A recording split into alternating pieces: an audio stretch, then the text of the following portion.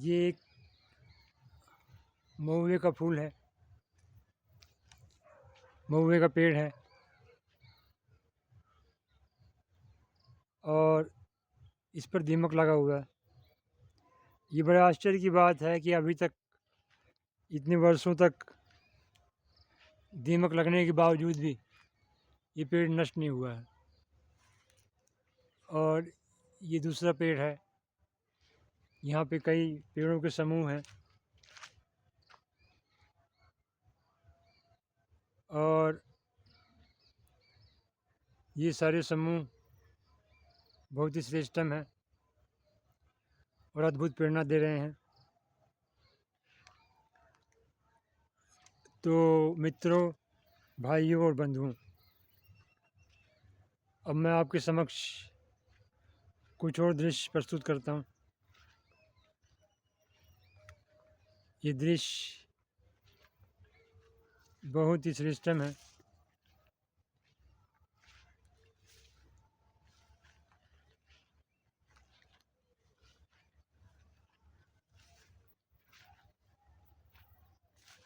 ये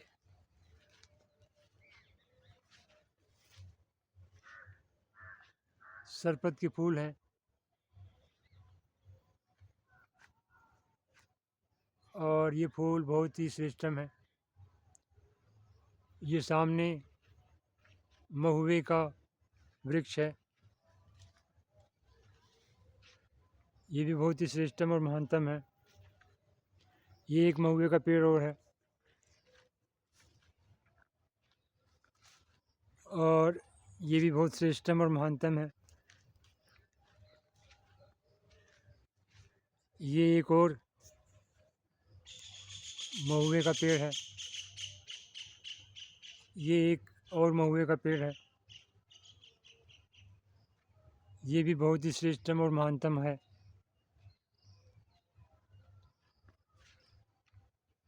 तो ये देखिए, ये पेड़ काफ़ी कलात्मक है और बहुत ही काव्यात्मक भी है। इस पे भी बहुत सारी कविताएं लिखी जा सकती हैं और इस दृश्य को हर दृष्टिकोण से देखा जा सकता है। और ये पेड़ भी बहुत पुराना है, मुझे लगता है ये 200 साल पुराना है। ये जो सामने एक पेड़ है, ये भी बहुत ही श्रेष्ठतम और महानतम है। और अभी बरसात का महीना बीता है, इसलिए ये दृश्य बहुत ही श्रेष्ठतम लग रहा है, हरियाली से युक्त। ये सारे दृश्य बहुत ही श्रेष्ठतम हैं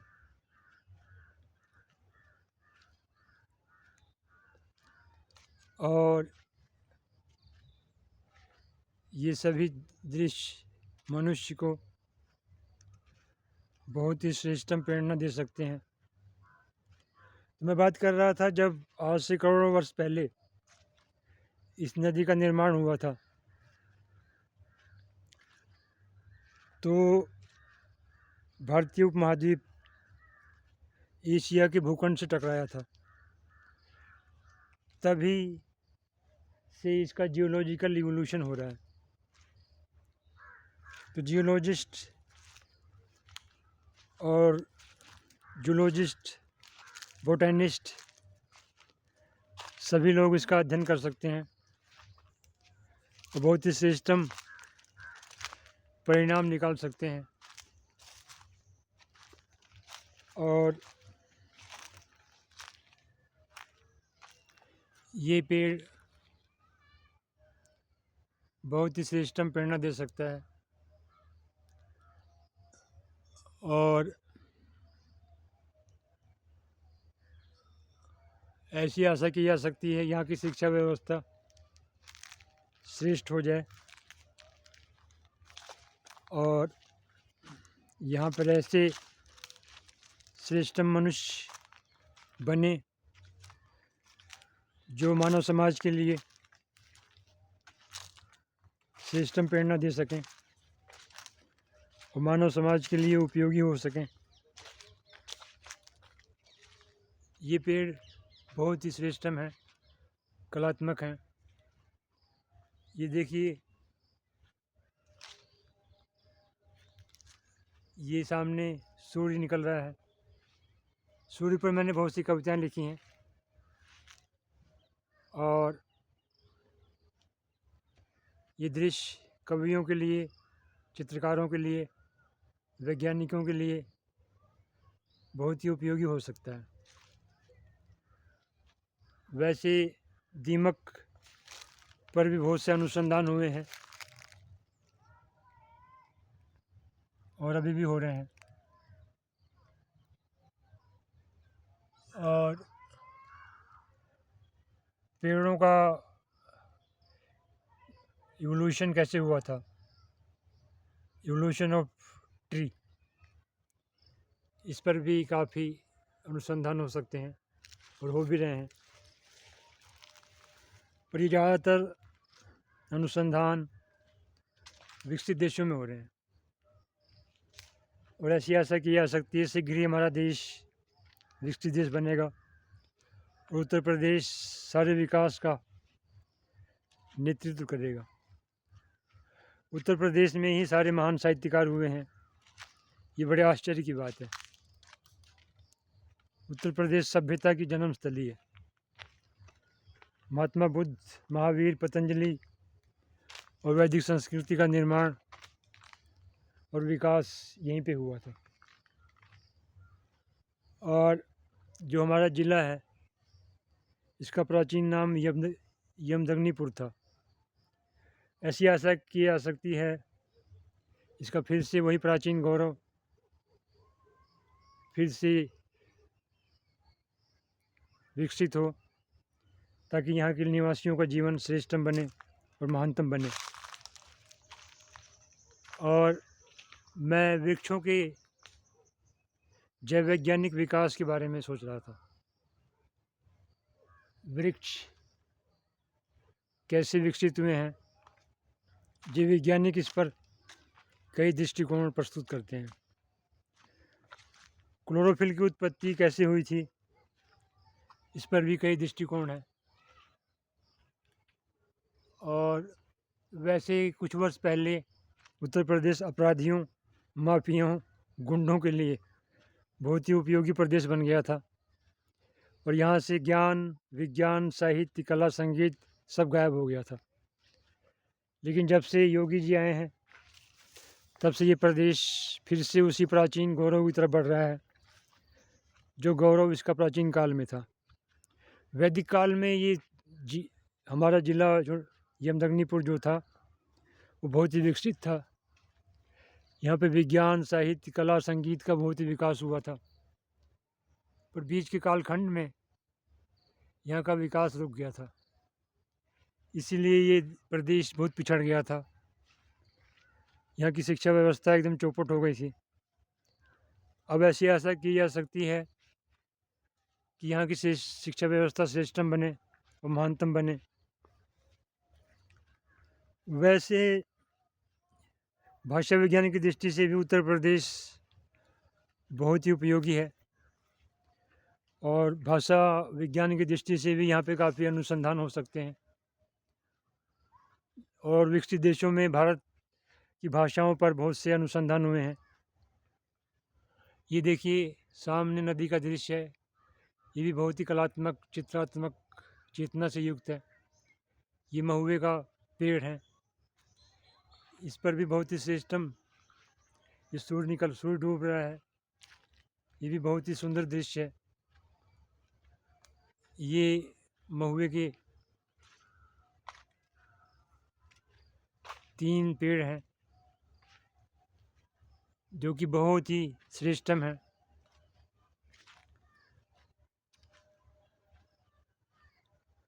और इस पर भी हर दृष्टिकोण से अनुसंधान हो सकते हैं। वृक्षों का जैव विकास कैसे हुआ था, ये काफ़ी दिलचस्प विषय हो सकता है उन वैज्ञानिकों के लिए जो इस पे अनुसंधान करना चाहते हैं। अब मैं अपने घर की तरफ जा रहा हूँ, तो भाइयों और बंधुओं, मित्रों और बहनों, ये रास्ता मेरे गांव की तरफ जाता है। मेरा गांव बहुत ही अच्छा है। इस गांव ने मुझे बहुत प्रेरणा दी है। मैं गांव के विकास के लिए कुछ करना चाहता था, पर परिस्थितियां कुछ ऐसी हुई कि अभी तक मैं कुछ कर नहीं पाया, लेकिन अब मैं करूँगा। मेरी कोशिश ये होगी मेरा गांव एक श्रेष्ठतम गांव बने और महानतम गांव बने। ये सामने एक मोर है। मोर पर भी मैंने बहुत सी कविताएं लिखी हैं। अब ये देखिए, एक दूसरा दृश्य प्रस्तुत है। और ये एक और दृश्य है आपके समक्ष, और ये दृश्य भी काफ़ी श्रेष्ठतम है, और इसे भी हर दृष्टिकोण से देखा जा सकता है। जब मनुष्य उत्तर प्रदेश में आया था पहली बार अफ्रीका से, वैसे मनुष्य का विकास कैसे हुआ था, ये भी अभी विवादों से घिरा हुआ है। कुछ वैज्ञानिक कहते हैं कि होमो सैपियंस का विकास अफ्रीका में हुआ था। आज से 80,000 साल पहले मनुष्य अफ्रीका से चलकर भारत में आया था। कुछ वैज्ञानिक कहते हैं मनुष्य का विकास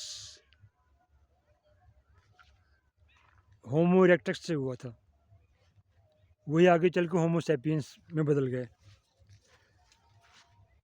तो इस तरह से मनुष्य के विकास के दो सिद्धांत हैं, और अभी तक वैज्ञानिक किसी निष्कर्ष पे नहीं पहुँचे हैं कौन सा सिद्धांत इसमें से सही है। और अभी और जैव वैज्ञानिक अनुसंधानों से कुछ वर्षों में ये सिद्ध हो जाएगा कि मनुष्य का विकास कैसे हुआ था। वैसे विकसित देशों में इस क्षेत्र में बहुत श्रेष्ठतम अनुसंधान हो सकते हैं, हो भी रहे हैं, और हमारे देश में भी हर तरह से विकास होना चाहिए, साहित्य की दृष्टि से भी, कला की दृष्टि से भी, और विज्ञान की दृष्टि से भी। इन्हीं जंगलों में ढूंढते हुए, चलते हुए प्राचीन काल के वैज्ञानिकों ने बहुत सी औषधियों को ढूंढा था, और इन्हीं औषधियों से आयुर्वेद जैसे महान विज्ञान का निर्माण हुआ था। इन्हीं जंगलों में महर्षि पतंजलि जैसे महान योगी रहते थे, और उन्होंने महान रचना की थी योग शास्त्र के रूप में, जो आज समूची मानव जाति को एक महानतम प्रेरणा दे रहा है, और समस्त मानवता को योग एक अद्भुत वरदान की तरह प्रस्तुत हो रहा है। ऐसे ही ऋषियों मुनियों ने, और मुझे महर्षि पतंजलि की विचारधारा बहुत अच्छी लगती है। वो शायद भारत के सबसे महानतम व्यक्ति थे। यह आप एक और वृक्ष देखिए, ये पेड़ भी बहुत सुंदर है, बहुत ही कलात्मक चेतना से युक्त है, और इस पर भी बहुत सी रचनाएं लिखी जा सकती हैं। ये एक और दृश्य आपके सामने प्रस्तुत है। ये सब बहुत ही परिश्रमी लोग हैं जो अपने परिश्रम से ग्रामीण जीवन को श्रेष्ठतम बनाने का प्रयास करते हैं। ये महिलाएं सरपत का उपयोग अपने दैनिक जीवन के लिए करेंगी। और ये एक और वृक्ष है, ये भी काफ़ी श्रेष्ठम है। और भाइयों और बंधुओं, मित्रों और बहनों, ये एक और दृश्य है। ये सामने एक नीलगाय है, इसको भी जूलॉजिकल पॉइंट ऑफ व्यू से देखा जा सकता है। और उत्तर प्रदेश में जूलॉजी की दृष्टि से बहुत ही उपयोगी अनुसंधान हो सकते हैं। और ये आम का पेड़ है, ये सरपत का झाड़ियाँ हैं। तो ये सामने एक पक्षी देख सकते हैं, ये धनेश है। इस पर भी मैंने बहुत सी कविताएं लिखी हैं। और धनेश को भी कई दृष्टिकोण से देखा जा सकता है। ये देखिए, ये सामने धनेश उड़ता हुआ जा रहा है, एक और धनेश। पक्षियों की उड़ान के ऊपर काफ़ी, ये देखिए, ये धनेश उड़ के चला गया। पक्षियों का जैव वैज्ञानिक विकास कैसे हुआ था, ये भी बहुत ही रुचिकर विषय है। और यहाँ पर विज्ञान भी है, साहित्य भी है, कला भी है, संगीत भी है। जिसमें जिसकी जैसी रुचि हो, जैसी प्रवृत्ति हो, प्रकृति हो, वो उसी के हिसाब से इन सभी दृश्यों को अपने दृष्टिकोण से इसका लाभ ले सकता है। ये देखिए, सामने एक और बहुत ही सुंदर दृश्य है। ये सरपत की झाड़ियाँ हैं। ये 3 आम के वृक्ष हैं। ये सामने बड़ा ही सुंदर दृश्य है। इस पर भी बहुत सी कविताएं लिखी जा सकती हैं और बहुत से चित्र बनाए जा सकते हैं। और मैंने इस तरह के दृश्यों पर बहुत सी कविताएं लिखी हैं। और ये पेड़ भी बहुत ही कलात्मक है, काव्यात्मक है और विज्ञान से भरपूर है। हर पेड़ में असीमित विज्ञान है और उस विज्ञान को समझना बहुत ही दिलचस्प होगा, बहुत ही रुचिकर होगा। और ये देखिए, सूर्य डूब रहा है। डूबते हुए सूर्य पर बहुत से लोगों ने चित्र बनाए हैं, कविताएं लिखी हैं। और सूर्य अपनी आधी उम्र पूरी कर चुका है और कुछ दिनों बाद कुछ वैज्ञानिकों का ऐसा विचार है कि हम एक आर्टिफिशियल सन भी बना सकते हैं। और क्योंकि सूर्य हमेशा नहीं रहेगा, आज से करोड़ों वर्ष बाद सूर्य नष्ट हो जाएगा, तब मानव जाति को या तो एक सूर्य बनाना पड़ेगा, आर्टिफिशियल सन बनाना पड़ेगा और एक आर्टिफिशियल अर्थ बनानी पड़ेगी, या फिर किसी अन्य ग्रह पर जाना पड़ेगा। वैसे केपलर टेलीस्कोप ने बहुत सारे ग्रहों की खोज की है और कुछ ग्रह जहाँ पर मानव बच सकता है, वो सारे ग्रह मानव के बसने के लिए उपयोगी हो सकते हैं। पर वहाँ तक पहुँचना, अभी जो प्रेजेंट टेक्नोलॉजी है, उस टेक्नोलॉजी के आधार पर हम वहाँ नहीं जा सकते हैं। ये देखिए, सामने धनेश आ गया है। धनेश मुझे बहुत अच्छे लगते हैं और इस पर मैंने बहुत सी कविताएं लिखी हैं। ये सामने 3 आम के पेड़ हैं। तो मैं बात कर रहा था कि भविष्य में मानव जाति अभी जो प्रेजेंट टेक्नोलॉजी है, उस टेक्नोलॉजी के आधार पर हम जो पृथ्वी के सबसे निकटतम स्टार है, वो स्टार अल्फा सेंचुरी है। ये देखिए सूरज डूब रहा है।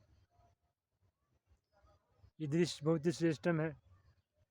अल्फा सेंचुरी, जैसे मैं अल्फा सेंचुरी की बात कर रहा था, वहाँ पे जाना अभी प्रेजेंट टेक्नोलॉजी के आधार पे बहुत ही मुश्किल है। लेकिन आइंस्टाइन ने जिस तरह से समय के बारे में बताया था, अगर हम कुछ ऐसी टेक्नोलॉजी विकसित कर सकें जिस टेक्नोलॉजी के आधार पर हम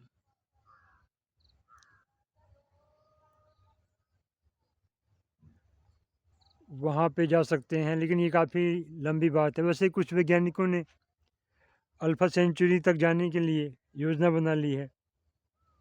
अब ये योजना कितनी सफल होगी, ये भविष्य के ही गर्भ में है। लेकिन सामने जो दृश्य है वो बहुत ही श्रेष्ठम है और बहुत ही कलात्मक चेतना से युक्त है। ये पेड़ है, ये भी बहुत ही कलात्मक चेतना से युक्त है।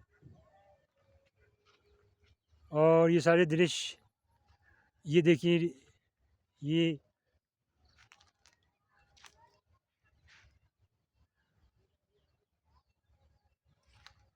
अभी ड्रैगन मक्खी को मैंने देखा था।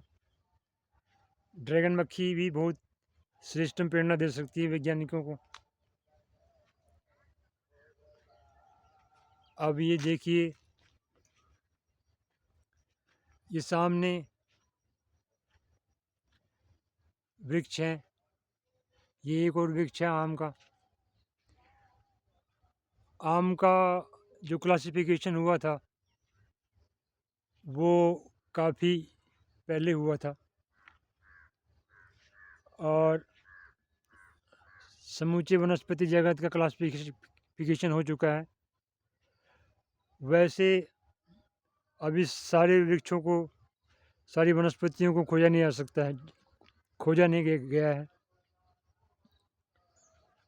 और ये एक और वृक्ष है, ये एक और वृक्ष है, ये एक और वृक्ष है। ये सामने एक बुराड़ का क्षेत्र है, ये मई नदी के बगल का दृश्य है। और बचपन में जब मैं छठी क्लास में पढ़ता था तो मैं ताजी के साथ मैं यहाँ पे आया करता था।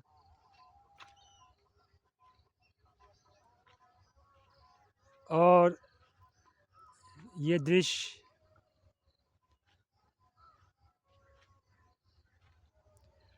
इधर देखिए, मेरे गांव में राम कथा हो रही है। इतने वर्षों बाद भी महान कवि तुलसीदास की रचना अमर है। तुलसीदास जैसा कवि पूरे विश्व में आज तक नहीं हुआ है और उनकी रचना मानव जाति को हमेशा के लिए प्रेरणा देती रहेगी। ये देखिए,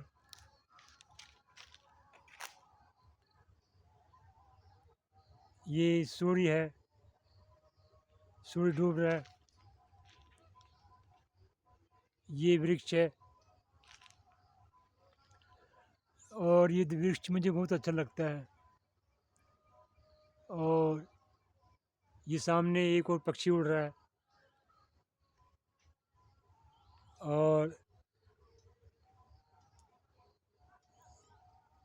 ये पक्षी हर दृष्टिकोण से, ये एक और पक्षी है, धनेशी है। इस पर भी काफ़ी जैव वैज्ञानिक अनुसंधान हो सकते हैं, हो भी रहे हैं। यहाँ पे हमारे गांव के बच्चे आते हैं और वो बच्चे, ये देखिए, ये धनेश उड़ता हुआ जा रहा है। ये सूर्य डूब रहा है, डूबता हुआ सूर्य बहुत अच्छा लग रहा है। और ये सूर्य बहुत ही श्रेष्ठम प्रेरणा दे रहा है।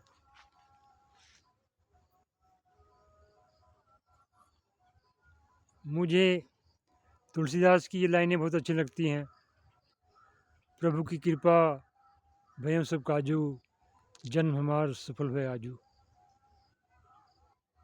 ऐसा अद्भुत कवि पूरे विश्व में कोई नहीं हुआ। महानतम लोग मनुष्य के जीवन के लिए श्रेष्ठतम प्रेरणा दे जाते हैं।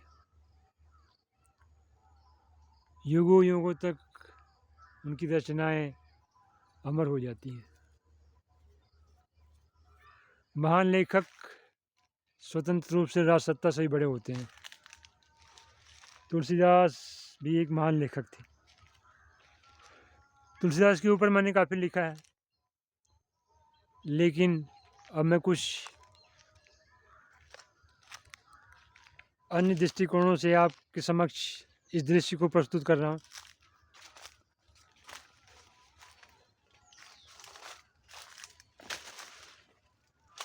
ये देखिए,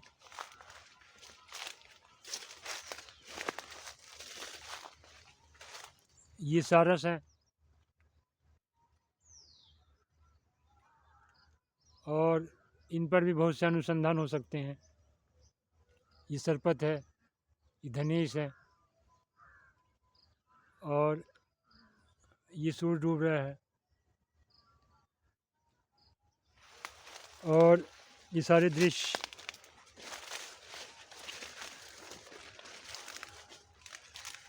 मनुष्य को बहुत ही श्रेष्ठतम प्रेरणा दे सकते हैं। ये आम का वृक्ष है, बहुत ही श्रेष्ठतम है। ये सारा दृश्य बहुत ही श्रेष्ठतम है। इन सारे दृश्यों पर मैंने बहुत सी कविताएं लिखी हैं। ये सरपत के समूह हैं। ये पीपल के पेड़ हैं। ये सूर्य है, सूर्य डूब रहा है और ये पीपल है। तो पीपल भी, ये एक और पक्षी है।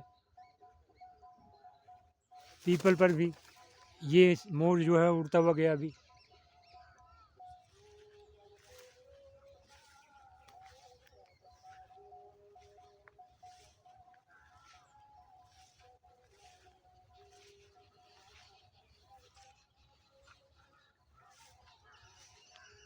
ये पीपल का पेड़ है। ये पेड़ भी बहुत उपयोगी है।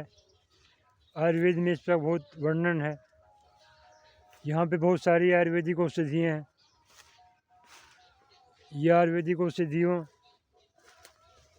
बहुत ही उपयोगी हो सकती हैं।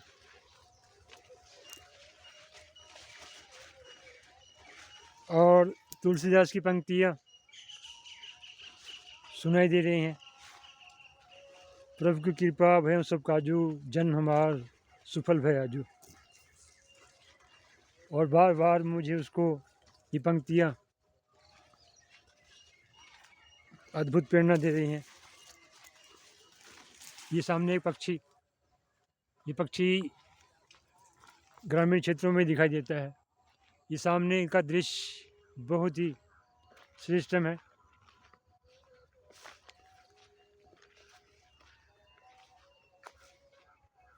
ये सामने एक और दृश्य है।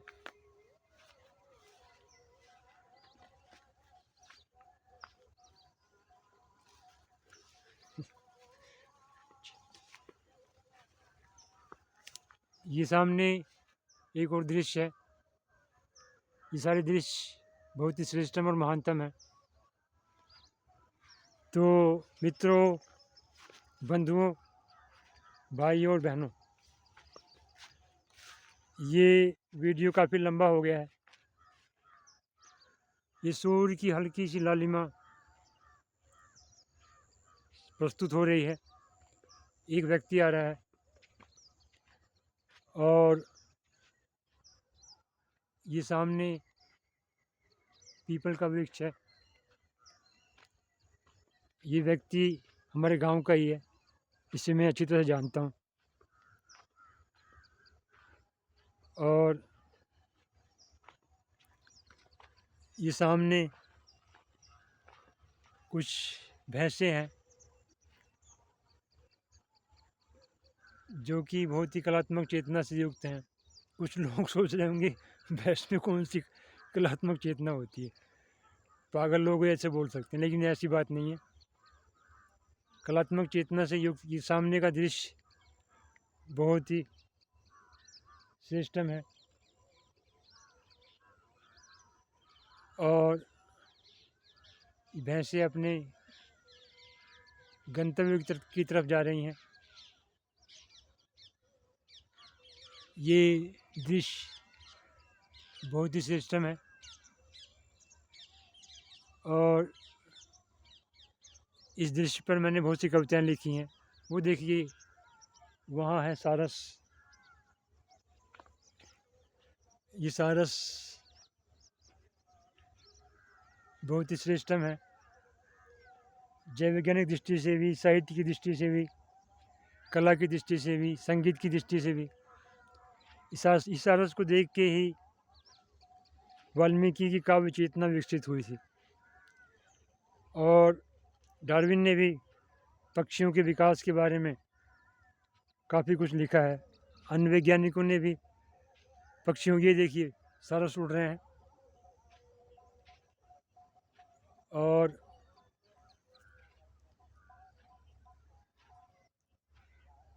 और एक सारस भी बैठा हुआ है। ये व्यक्ति नदी में जा रहा है, शायद इसको कोई काम हो। ये एक नाव है जो दूर खड़ी हुई है। तो मित्रों, बंधुओं, ये देखिए ये व्यक्ति जा रहा है। ये व्यक्ति भी बहुत ही श्रेष्ठम लग रहा है। और इस तरफ से अगर दृश्य देखिए आप, ये भी काफ़ी श्रेष्ठम है। और ये सारे दृश्य, इस नदी में बहुत सी वनस्पतियाँ हैं, उनको भी, उस पर भी काफ़ी अनुसंधान हो सकते हैं और हो भी रहे हैं। और नदी की जो वनस्पतियाँ हैं वो काफ़ी रुचिकर हो सकती हैं। ये देखिए ये वनस्पति है। ऐसी नदी में बहुत सी वनस्पतियाँ हैं और वो व्यक्ति उस तरफ जा रहा है। और ये देखिए ये नदी और ये पक्षी जा रहा है, पनकौवे जिसे कहते हैं। और ये भी जीव वैज्ञानिक दृष्टि से, साहित्य की दृष्टि से, कला की दृष्टि से बहुत ही श्रेष्ठम हो सकते हैं। ये नदी बह रही है धीरे धीरे। नदी का बहाव, नदी की गति बहुत ही श्रेष्ठम है। और नदी को इकोलॉजिकल पॉइंट ऑफ व्यू से, नदी को इकोलॉजिकल पॉइंट ऑफ व्यू से देखकर और समझकर काफ़ी शोध कार्य हो सकते हैं। और ये सामने पीपल का वृक्ष है। और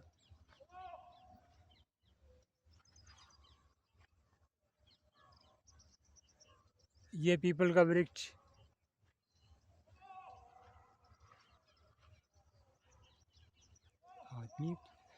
काफ़ी प्रेरणादायक है।